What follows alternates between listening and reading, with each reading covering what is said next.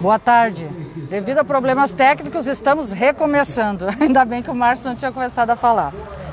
Nós vamos tirar um pouquinho a máscara, gente, porque senão a voz fica muito abafada e fica complicado para vocês ouvirem, né, o que nós vamos falar. Então foi sorteado o envelope que caberia ao Márcio. Ele estava assinado com todos os candidatos e então ele abriu, nós estávamos lá no jornal, ele abriu o envelope e o tema que ficou para ele foi mobilidade urbana. Ele gostou, né, Márcio? Adorei. Bom tema. Então, assim, gente, como todos já sabem, o IBA está fazendo uma série de ações com o objetivo de abrir espaço aos candidatos a prefeito e a vereador para eles mostrarem as suas ideias e os seus planos de governo. Porque a gente conhece todos, né, mas não sabe o que eles pensam a respeito da cidade e a respeito das coisas que interessam aos montenegrinos, vamos dizer assim. E há quase 38 anos o IBA disponibiliza informação de qualidade e credibilidade. Esta é a nossa missão e o nosso compromisso há quase 38 anos.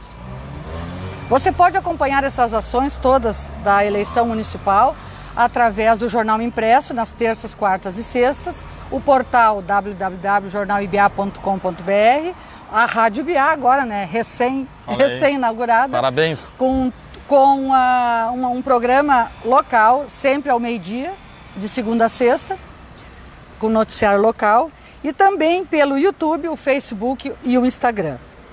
A ordem de apresentação do Pronto Falei foi sorteada também nesta reunião em setembro que nós realizamos com os candidatos e seus representantes. Então, foi sorteado com antecedência. Eu preciso dizer para vocês que, devido ao tema que é mobilidade urbana, nós estamos aqui na esquina da Ramiro Barcelos com a Fernando Ferrari para deixar o nosso tema mais, vamos dizer, mais pertinente, né? Para nós estarmos aqui. Aqui tem uma ciclovia, tem...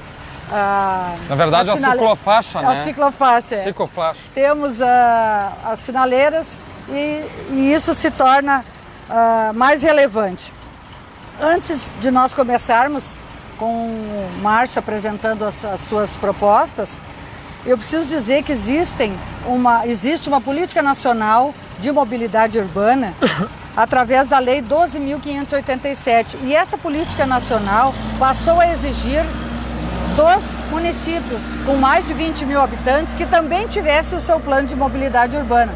Nós temos o plano de mobilidade urbana aqui em Montenegro, só que assim, desde a sua criação praticamente nada foi feito. Existe um plano já criado e muitas reuniões na Câmara foram realizadas recentemente, há tempos atrás, e isso, uma das primeiras coisas foi a ciclofaixa ligando a Germano Henke até a JBS, né? E essa aqui fez parte, foi a única parte que realmente foi realizada só. E essa etapa, né, dessa ciclofaixa deveria ter sido realizada em 2017. E nós já estamos em 2020, né? E não avançou. E não avançou. Então, Márcio, a primeira pergunta que eu tenho a fazer é o seguinte: uma situação bem preocupante da nossa cidade é a dificuldade de locomoção para os cadeirantes, idosos e pessoas assim com dificuldade, com mobilidade reduzida, né?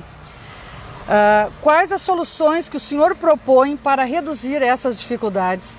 Primeiramente, né, como agradecer aqui a oportunidade que tenho aqui através do Pronto Falei, estar conectado com vocês, levando até vocês a nossa proposta para o exercício de 2021, cumprindo assim, né, a busca de melhorar a cidade. Lica, a nossa proposta é simples, cara. Essa questão da mobilidade urbana, de acesso ao deficiente físico, ao cadeirante, à pessoa que não tem, que é cega, temos que implementar o que está escrito na lei. Não dá mais. E a prefeitura, na questão que tange o Palácio Rio Branco, é um dos lugares que tem que ser modificado. Uma vez que o gestor público tenta implementar uma lei do qual a prefeitura, na parte física dela, não oferece ao cadeirante a sensibilidade para que a pessoa possa acessar o órgão público, ao Executivo Municipal, que tem por cunho realizar diversas ações na linha e na direção dessa dificuldade, tem que ser o primeiro exemplo. Então a gente tem que partir do Poder Executivo, do Palácio Rio Branco, as adequações para que as pessoas possam ter melhor acesso. Tá, mas o teu plano, assim, a questão dessa mobilidade, vamos dizer, tornar real esse plano que já existe ou investir em mais fiscalização ou multas a respeito de calçadas e assim por diante? Primeiro momento, buscar na lei a orientação. Não adianta sair multando as pessoas se elas têm desconhecimento da lei que tem que fazer presente na vida das pessoas e está em vigor, né? Mas a gente tem que tornar ela notória para que as pessoas tenham conhecimento e esse olhar para depois poder aplicar uma multa ou uma notificação. Eu parto do princípio que não deveria ser multa no primeiro momento, mas sim uma notificação chamando o olhar para aquelas pessoas que têm esse tipo de dificuldade, para ofertar e dar a condição de direito às pessoas se adequarem nesse sentido, através das suas calçadas, que são de responsabilidade do proprietário. Tu sabe bem disso. Essa questão também, tens no teu plano de governo alguma coisa específica para os deficientes visuais, que esses, inclusive, não tem nada? Porque a gente vê assim, os cadeirantes ainda tem, pelo menos no centro, a maior parte das calçadas tem rampa, né? E alguma coisa assim de mobilidade, embora não seja total. Mas a gente percebe que os deficientes visuais não existe nada, como assim os sinais sonoros, né? Algumas calçadas têm aquela parte, né, para eles se orientarem, mas é pouco. É muito pouco. A nossa cidade carece de infraestrutura. Nós estamos numa cidade, no meu ponto de vista, a respeito, Lica, quem pensa diferente, sucateada, ultrapassada. Eu cheguei em Montenegro em 2009, né, do qual adotei como minha terra, e aqui na Fernando Ferrari é uma via de mão única, tá? E tinha um diretor de trânsito na época e um prefeito em exercício. E vejam bem, mobilidade urbana é uma coisa muito importante. Então, a todos os passageiros de ônibus que usam esse meio de transporte como mobilidade urbana, a Avenida Itália, que vem lá da Timbaúva em sentido centro, aqui a Ramiro Barcelo, a ciclofaixa era do lado direito, numa avenida de mão única. Não existe lógica. Se a coleta e a parada de ônibus é do lado direito e a porta do ônibus coleta do lado direito, como pode ter uma ciclofaixa do lado direito? Ela tinha que ser para o lado esquerdo. Questionamos bastante isso. É uma das falhas da diretoria de trânsito e da pessoa que implementou esse tipo de ação. Ela é positiva no sentido que busca trazer alternativa ao ciclista, mas errada, né? Porque aí o ônibus tinha que invadir a ciclofaixa, para poder parar. O táxi ou o veículo, para poder pegar o passageiro, tinha que invadir a ciclofaixa.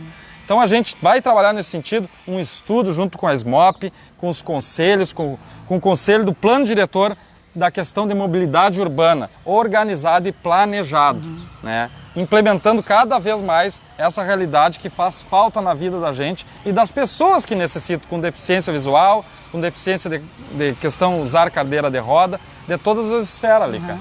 Tá. Márcio, as calçadas, por lei, são responsabilidade do proprietário. E a gente percebe também na cidade, tem muita calçada assim, com buraco, com problema. Como é que o teu plano de governo, como é que o senhor pretende encarar essa questão das calçadas? com mais fiscalização, ou como é que é? Porque é responsabilidade do proprietário, né? E às vezes a gente sabe que ficam anos e anos a calçada e ninguém toma uma atitude para resolver o problema. É um enfrentamento que o prefeito tem que ter.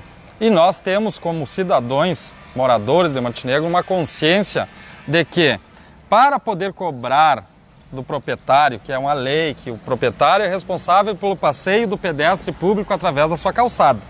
Nós, quanto executivo, devemos partir para a linha que a mobilidade urbana, através de pedestre, é essa, e através das ruas, que são através de movimento, de rolamento de carro, nós temos que dar condições e exemplos, quanto executivo, à questão de mobilidade dos veículos, trazendo assim uma sensação que a cidade se encontra esburacada. Então, como pode o prefeito ir cobrar, muitas vezes, que é de direito, né, fazer a fiscalização e cobrar, notificar, posterior aplicar uma multa, se ele não entrega serviços na condição, na linha de que tem que ser exemplo no município. E fazer uma discussão enorme, talvez fazer uma parceria junto com os moradores de Montenegro para fazer um projeto que seja padrão, né? Como várias cidades, Lica, porque não pode um fazer uma calçada de um jeito, o outro de outra, vira uma salada de fruta. Então nós fazer uma cidade, um embelezamento da nossa cidade, trazer assim, ó, uma discussão com os moradores de certa quadra, como nós vamos fazer, de que tipo de calçada, vamos comprar coletivamente para derrubar o preço, né? A prefeitura fazer um projeto que vá ao encontro da sociedade, bem-estar do passeio público, do pedestre, na frente da sua casa, trazendo assim uma condição melhor de visibilidade e de passeio público. Tá. E o que o senhor vai fazer a respeito dos próprios terrenos que são propriedade da prefeitura e que não tem calçada? A prefeitura tem que ser a primeira a dar exemplo, né, Lica? Eu ontem me deparei, estava num empresário e fui buscar um documento e que é via pública, né? E estava andando por lá, que é a Avenida Júlio Renner. Eu acho que é a via mais rápida e o último projeto que avançou numa linha na direção de um projeto mais moderno na nossa cidade, que é a Via 2, que passa em frente à Unimed, na DDPPA.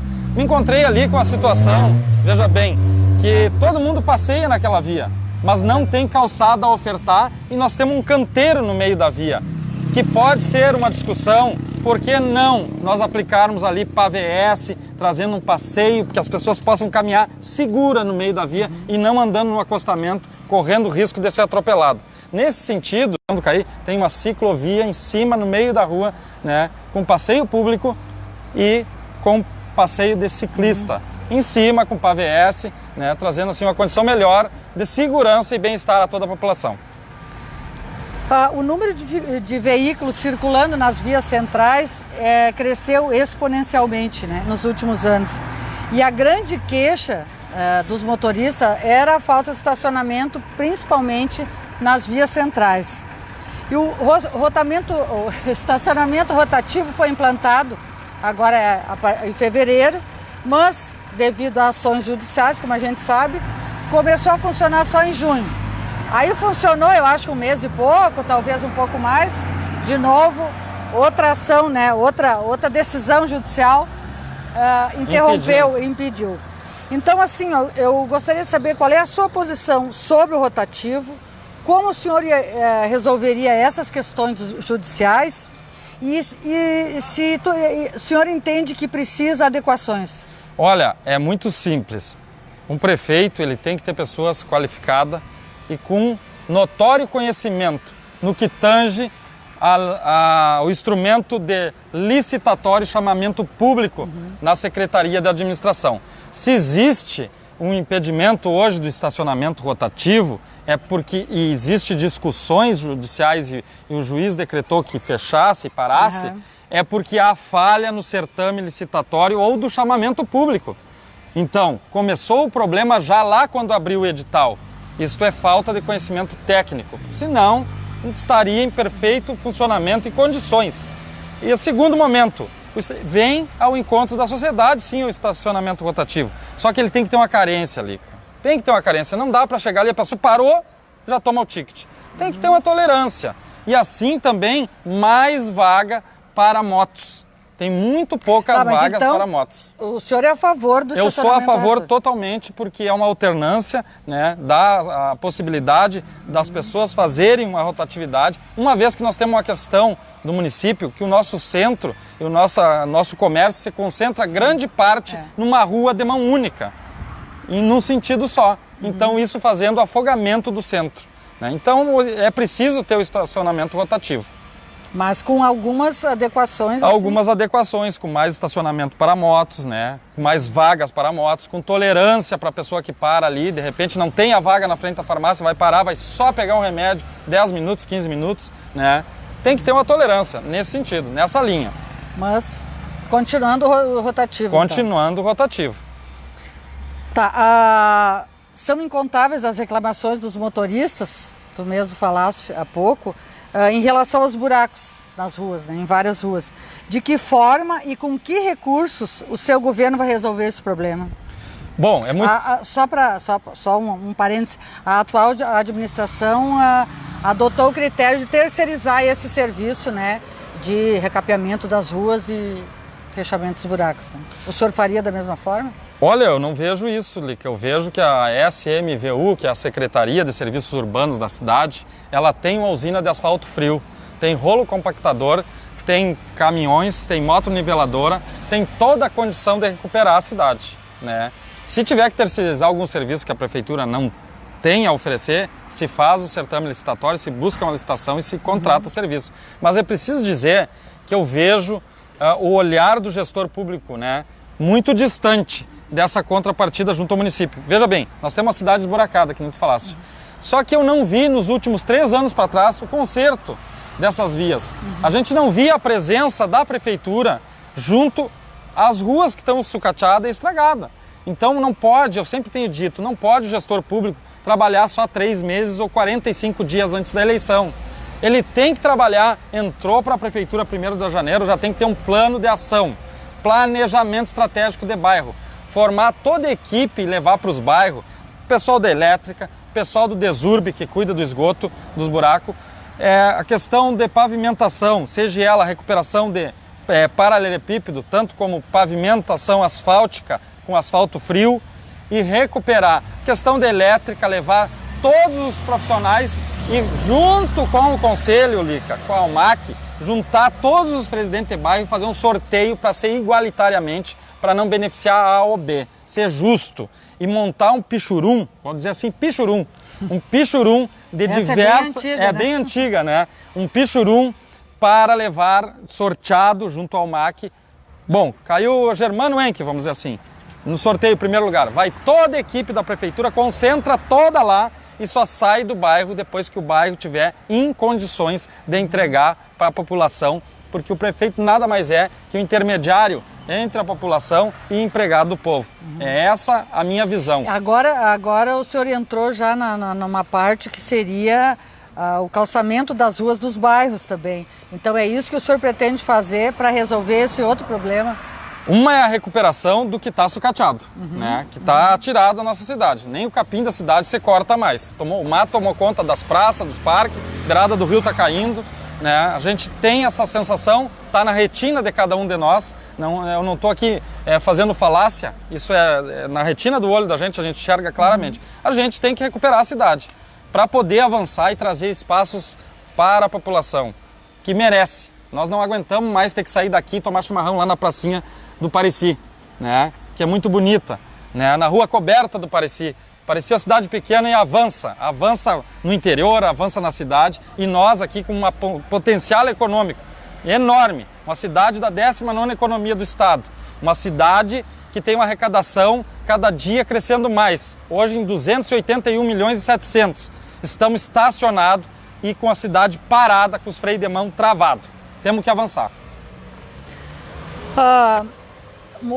Se movimentar por Montenegro não tem sido fácil nos últimos anos, porque as nossas placas, as indicativas de rua, aqui por exemplo... Não tem identificação. Só tem ali, ali tem um, mas sem a placa, né?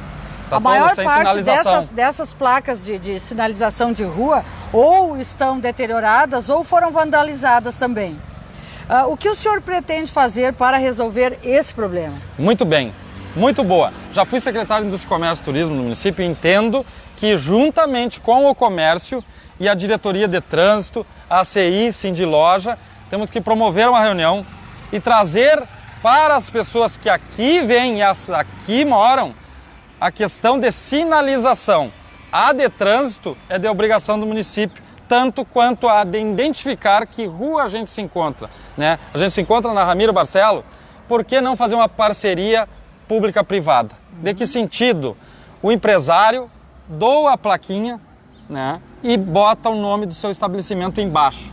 E assim a gente vai poder atingir todas as ruas da nossa cidade. Assim como tem projetos na área ambiental que adote uma praça, adote um canteiro, nós trazer isto para podermos andar nas ruas e sabermos aonde a gente anda. A gente conhece muito da cidade, mas tem pessoas que não conhecem. E as pessoas que aqui vêm seguem perdidas. Nós estávamos numa esquina aqui que é de mão única, tu viste isto, né, a sinaleira, a pessoa provavelmente de fora chegou nesse sentido, centro, Porto das Laranjeiras, ia dobrar à direita na Fernando Ferrari, que é contramão. Aí gritamos para ele, deu uma resinha e voltou de novo. Então tem que identificar, porque senão não tem como cobrar das pessoas.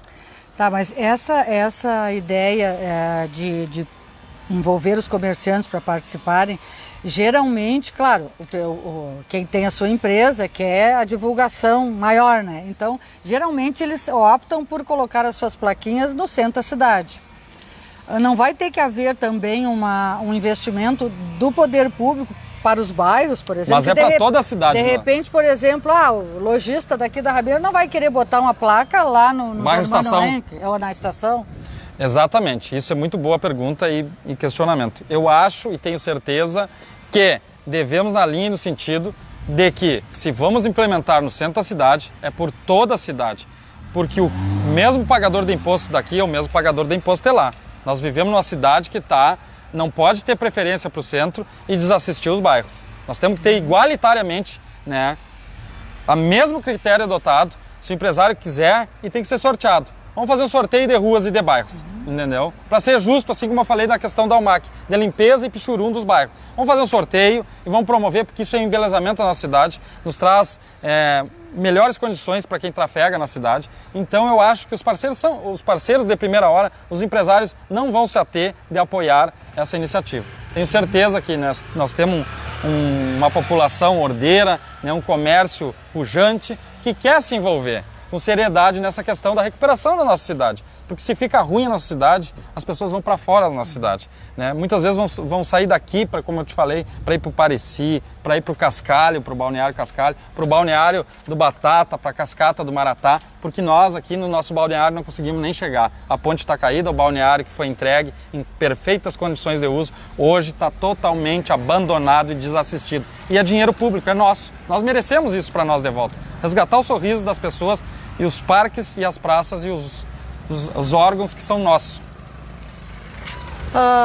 Márcio, o transporte coletivo tem sido alvo de muitas críticas, de muitas queixas também, tanto no que diz respeito à frequência, quanto ao itinerário, lotação e conservação dos coletivos. Como o seu governo pretende equacionar essa questão do transporte coletivo e também assim, se o teu plano de governo prevê algum subsídio para baratear a passagem do usuário. Transporte público. No transporte público. Veja bem, são duas coisas que caminham na linha da tecnologia e do avanço. Há mais ou menos uns 2 anos e meio atrás, não se falava em Uber. Nós não tínhamos presente o Uber ainda no Brasil. Era uma coisa que ninguém, eu vou pegar e vou chamar, era um táxi. Tu ligava lá para a rodoviária, ligava lá para frente da Unimed, ou lá para o, Adão, meu amigo, vem aqui. Hoje a gente tem uma tecnologia, clica no celular, já me dá onde tem o Uber mais próximo. Se eu quero um executivo, se eu quero, né, enfim, um black ou mais barato, já me dá o meu trajeto, já me diz quanto eu vou pagar. Nós temos um avanço na área da tecnologia que nós temos que trabalhar no nosso sentido. E a questão da passagem e daquele que usa o transporte público, né, que usa as vias públicas e o transporte é uma concessão do município junto à Aviação Montenegro, tem que fazer um estudo para ver o que dá para fazer para melhorar. Primeiro ponto, paradas adequadas. Nós temos as paradas que estão aí, eu acho que é lá do governo do Ivan Zimmermann ainda. Algumas avançaram e tem outras que são mais para trás ainda, Lica, se tu for ver. Então a gente tem que fazer, primeiro ofertar ao pessoa que é transportada condições de esperar o ônibus numa condição adequada. E segundo, abrir uma discussão no sentido que não traga prejuízo, quebrando a empresa prestadora de serviço, porque daí nós vamos ficar sem o serviço. Uma vez que nós temos aí, paralelamente, o Uber, que tu não precisa esperar, tu para aqui na esquina, chama o Uber e vai embora. Sim. Aí tu tem a opção ainda de pegar mais 2, 3 passageiros e o preço cair mais. É uma realidade que a gente tem que abrir uma grande discussão, não dá para sair falando como é que vai fazer. Tem que fazer um cálculo muito aprofundado para entregar melhores serviços à comunidade. No interior, inclusive, algumas linhas de ônibus foram suprimidas durante a pandemia e ainda não voltaram, né? Pelo lado da empresa, até, que a gente tem que olhar também o lado da empresa, né? A justificativa é de que algumas dessas linhas são deficitárias, são muito poucos passageiros, não assim, a regra da empresa não justificaria as linhas, né? E existe alguma proposta do seu governo para buscar ou outras alternativas ou um subsídio para custear essas linhas deficitárias? Veja bem, essa discussão já tive em 2013 com a diretoria da empresa que tem a concessão de uso. O que a gente discutia lá com o Júlio? Né, que tinha algumas linhas interligadas ao interior que buscavam, e é preciso a gente ter conhecimento de causa, que muitas vezes não é por mal o que eu vou falar aqui, mas que as pessoas não têm. A gente, na tentativa de ser cordial, às vezes no interior, vê um vizinho parado ali que está esperando o ônibus, oferece a carona. Mas a gente não se dá conta que ao mesmo tempo causa, né, tu tira o passageiro do ônibus, que muitas vezes vai só para buscar uma ou duas pessoas lá na Serra Velha, vou pontuar aqui, e aí o ônibus vai vazio e volta vazio. Não é por nada, a gente quer ser cordial, quer ser, né, quer ajudar as pessoas. Eu mesmo adoro dar carona, eu vejo alguém, quer uma carona, vamos lá. Então, nesse sentido, tem que ter um estudo, e se é necessário a prefeitura custear esse serviço para poder remover as pessoas que lá estão no interior, tem que fazer. O gestor público tem que entregar serviços à comunidade. Márcio, um dos maiores problemas mais graves da nossa mobilidade é a travessia da RS 287 no bairro Santo Antônio, na Panorama e no Trevo da Comalto, né? Na sua entrevista no jornal IBA, o senhor disse que abandonaria o projeto das rotatórias e investiria, talvez até com recursos próprios, né, no planejamento e construção de um viaduto para facilitar a passagem ali entre o centro e o bairro Santo Antônio. Então, a pergunta que nós queremos saber agora, de que forma e de onde o senhor vai arrumar recursos para fazer esse viaduto? Vamos lá. Que não é barato. Não é barato. Vamos lá, vou responder fácil e de fácil cálculo a todos que estão aqui. De 2013 a 2020, a população continua a mesma, as ruas as mesmas, mais sucateada, tudo abandonado, né? O número de funcionários continua os mesmos. E a receita crescente, Lica, de 2013 era 122 milhões. Hoje nós temos 281 milhões e 700.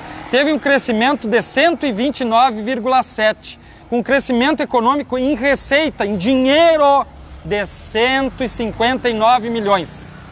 Se deu, erroneamente, que não é culpa do funcionário público que lá está, um plano de carreira que previa um impacto financeiro de 300 mil, virar em 2 milhões e meio, causando um engessamento de poder fazer entregas de obras públicas à comunidade que paga seus tributos para ter de volta obra pública em 24 milhões, será que dentro desse quadro de crescimento econômico a gente não arruma 20 milhões dentro do município para uma obra importantíssima de 147 anos que divide a nossa cidade, que ontem deu acidente, anteontem deu acidente, que vem ceifando a vida das pessoas, vem tirando as pessoas que atravessam ali, não aguentam mais, tanto na área da segurança pública, quanto no transtorno e desvalorização do bairro do lado de lá, porque ninguém quer comprar casa mais ou terreno do lado de lá, porque desvaloriza o imóvel, tu fica meia hora parado ali, insegurança.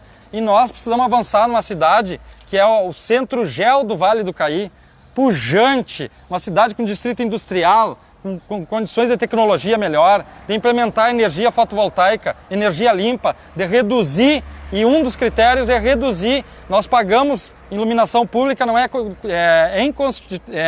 já foi apontado pelo Tribunal de Contas que é a obrigação da população pagar esse imposto de taxa de iluminação pública, mas não é cobrado da população. Nós devemos implementar em cima do azulão, de alguns prédios da prefeitura, placas de energia fotovoltaica, derrubando o ICMS e quase zerando as contas de luz. Nesse sentido, nós já vamos ter um monte de receita para poder implementar de fato na vida das pessoas uma cidade moderna, uma cidade que venha contemplar na Ernesto Zitterlin um viaduto para dar segurança e travessia para aqueles que lá moram. E também, quando eu digo em abandonar, não é abandonar porque vou desfazer de alguém que fez o projeto, é que já está ultrapassado, não dá mais. Nós pensamos que lá na Panorama devemos fazer uma rotatória mais simples, mas com em cima uma passarela para os alunos poderem atravessar e os pedestres por cima da passarela com segurança para o outro lado. E teve uma situação aqui no município que foi muito discutida, até pelo jornal, pelos meios de comunicação, Facebook, em certo momento o chefe da guarda tomou uma posição certa, foi lá e parou o trânsito para dar segurança ao pedestre. Isso é mobilidade urbana, a guarda municipal tem que atuar junto à questão de trânsito. Foi lá, identificou que deveria parar o trânsito e trazer a segurança para os alunos, para as pessoas que ali atravessavam em horário da escola. Foi exonerado, lamentavelmente. No meu ponto de vista, foi um erro do Executivo.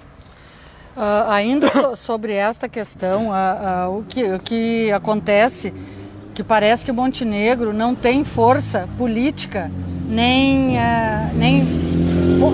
força de liderança, não tem força no governo do estado. Porque, olha só, olha o comparativo, a Capela de Santana, um município que é de 2 a 3 vezes menor que Montenegro, olha a belíssima rotatória que foi feita lá já há 2, 3 anos atrás. E Montenegro não conseguiu trazer isso para cá. De outra forma, olha só, de todas as vezes que foram no governo do estado, foi prometido que Montenegro, esse trecho de Montenegro da 287, entraria no plano de concessões. E, misteriosamente, o único trecho que não entrou agora no plano de concessões... Contramão!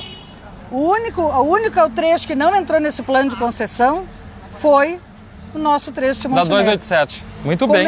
Como é que o senhor vai agir como prefeito junto ao governo do estado para resolver essas questões de falta de poder político? Poder político. O poder político é junto com a comunidade. O prefeito tem que se articular junto com a comunidade e com seus pares dentro das suas agremiações partidárias, porque muita gente vem fazer voto aqui e depois some daqui, deixando assim o município desassistido. Nós entendemos que quando a gente diz que vai tomar iniciativa quanto executivo, porque o Estado se encontra em situação de quebrado. O Estado não tem capacidade de investimento, mal consegue pagar sua folha. Essa é uma realidade, Lica. Não consegue pagar sua folha de pagamento. E nós temos uma condição de saúde financeira muito boa. Então, por isso que a gente diz, porque, mas é compromisso do Estado. É do Estado sim, a 287, mas ela está nos incomodando. Se ela está nos incomodando, nós vamos promover um convênio junto à RGE, junto ao DAER, e nós vamos elaborar e vamos junto à bancada gaúcha, através do deputado Lucas Redeck, todas as forças que quiserem se envolver, que é o bem comum, trazer ali aquela retomada e a resolver aquele problema pontual para executar essa obra. E o Estado tem por cunho aportar o que possível for para fazer aqui. No meu ponto de vista, o erro político desse trecho foi não ter federalizado. Se nós tivéssemos federalizado... Não, mas nesse caso entraria no projeto de concessão, né? Que eles nem nos colocaram nesse projeto de concessão. Pois é. Só esse trecho aqui. E essa discussão você teve lá no governo Ivo Sartori, né? Lembro bem que o Pedro Westphalen e o vereador Joel Kerber eram os que diziam que isto ia entrar. Foi uma promessa lá no pleito eleitoral deles e não fizeram. Então agora o problema está aí, tem que ser resolvido. E a gente vai resolver. Tudo que eu tenho colocado à minha mão, eu resolvo. Eu tenho aqui no município várias marcas, né, e enfrentamentos. A DPPA, a Delegacia de Pronto Atendimento, Lica, é de obrigação do Estado. Não é obrigação do município. Mas nós entendemos que nós precisávamos de mais segurança pública, nós fomos lá e fizemos um projeto de lei, conversamos com os vereadores e mostramos que segurança é para nós. E eles acertaram em aportar recursos para a instalação da DPPA, que é de cunho do Estado. E nós, na condição de saúde financeira, fizemos e vamos fazer na 287. Pode acreditar, pessoal. A gente vai trabalhar incansavelmente para acontecer. Márcio, falta um minutinho para nós terminar o nosso tempo. Então, gostaria que tu usasse esse 1 minuto para se despedir e, não sei, uma mensagem. Pedir o voto. Muito bem. Bom, pedi o voto a ti, já pedi, né? Tu vai escolher, né? Com o tempo tu vai escolher o candidato. Quero dizer a todos vocês que é uma satisfação estar aqui, cumprindo o exercício democrático de direito. A gente não tem por outro objetivo, despido de vaidade, trabalhar e no lugar que a gente escolheu, eu tenho dito, escolhi Montenegro, adotei como a minha cidade, casei com uma montenegrina, aqui vivo, aqui tenho meus amigos, minha família e quero um lugar melhor para viver. E entendo e respeito os que pensam diferente. Acredito que do jeito que está não dá mais. Né? O prefeito não pode ficar chorando, dizer que não dá, estou pagando déficit daquilo que ele ajudou a criar. Porque ajudou a criar. Ele foi às urnas na eleição passada e vendeu algo que depois estourou o cheque especial. E está pagando até hoje. Por quê? Para vencer uma eleição, gasto de qualquer jeito e vira dessa condição. Então nós temos um projeto para Montenegro de várias mãos, unido com toda a sociedade, despido de vaidade, com todas as forças vivas, entendendo depois de eleito, vamos trabalhar com todos, o prefeito é para todos, acabou a eleição. Nós vamos trabalhar na direção de retomada do nosso município, de voltar a ter um município bonito, com um parque centenário belo, com festivais de música, né, com inserção da sociedade naquele parque, na beirada do rio a retomada, no Morro São João, no Baixio, no interior a recuperação e entrega da estrada para aquele que produz cedo de manhã, que é o produtor rural. Nós queremos de volta uma Montenegro e um novo tempo. Com toda essa fala que eu tenho para dizer para vocês, com Deus, Lica, com fé e com verdade, uma campanha muito enxuta, uma campanha de pouco recurso, mas com muito fé e verdade. Nós somos obrigados a cortar o tempo. 45, obrigado, forte abraço a todos. Pessoal, muito obrigado então por terem nos assistido e continuamos aqui na semana que vem, quinta-feira, tem mais um Pronto Falei, com mais um candidato cujo tema eu ainda não sei, né, mas vai ser sorteado na hora. Terminamos aqui então mais esse Pronto Falei. Abraço.